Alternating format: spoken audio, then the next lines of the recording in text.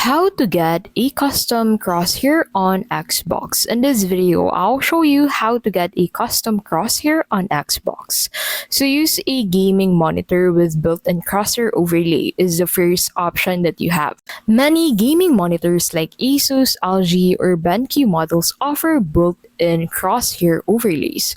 Go to your monitor settings, enable the crosshair or game plus feature, and then choose from the several crosshair styles.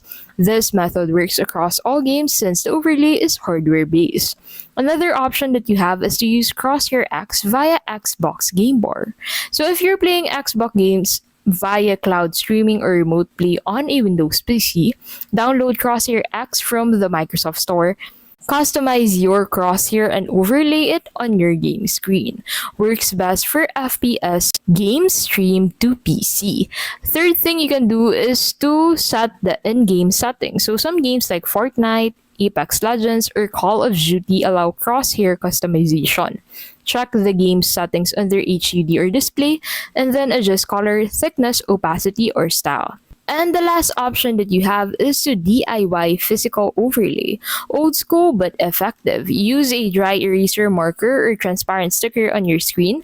Align it with your in-game crosshair and works best for games with static aim points.